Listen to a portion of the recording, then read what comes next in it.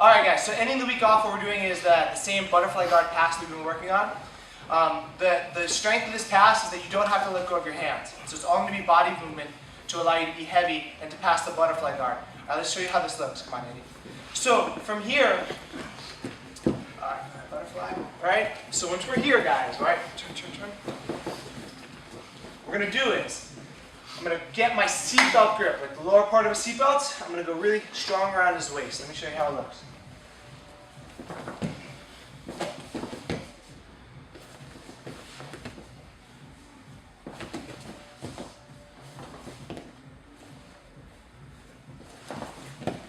Alright, so, breaking it down. Step one, I'm going to grab around his waist, okay? So I'm going to grab around his waist, palm to palm. Now, if I'm going to pass to my left, alright, the hand that's around, put it this way, the hand that's around the back, your watch has to be, like if you had a watch on, facing his back.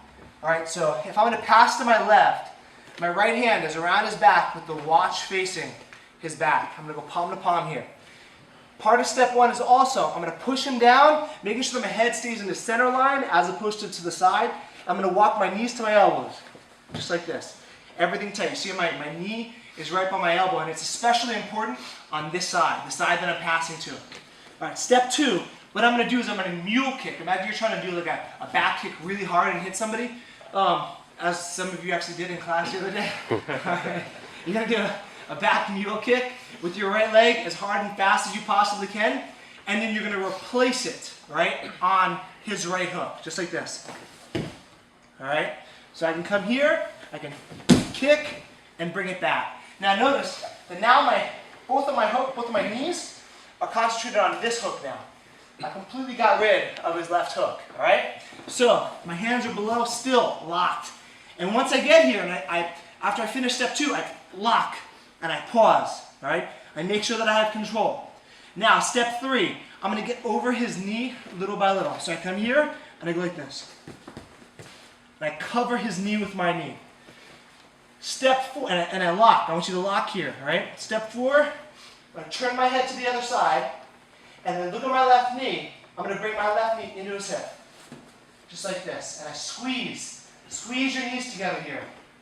All right, next step. Step four, I'm going to kick my right leg back, and I'm going to replace it underneath his knees, underneath his legs, guys. Turn. Which means, when I'm here, look at my legs now, look. Under his legs.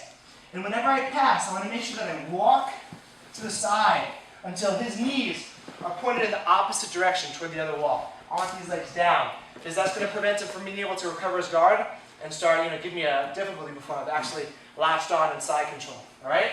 So again, let's do that now. Step one, get my palm to palm, walk, knees to elbows, all right? Step two, mule kick and sprawl your right leg out really hard.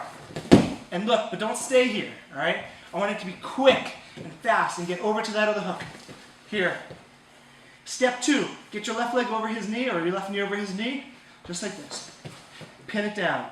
Step three, put your head to the other side and slide your left knee into his hip and squeeze everything together. Step four, kick your right leg back and replace it under his legs, guys. And then step six, you can start reaching for the head and finishing in your side control position. Now, common mistakes to avoid in this position. Number one, if you're like this, see how my knees are back? He just recovers his guard. Yeah, it kicks me away. Now I'm in full guard, all right? And second thing, if I were to sprawl my right leg right now and stay here, he can just sweep me over. So that's why it's got to be fast. It's got to be powerful, a good mule kick. So when I'm here, good tight kick out. Now, next thing, if I raise my left leg up like this, and he raises his leg up, he can start recovering his guard. Yeah, start recovering. Yeah, good. Right, throw your leg up. Yes. It leaves space, right? So if you see, for instance, that your partner has long legs and his leg is pointed to the ceiling like that, don't try to step high over his leg.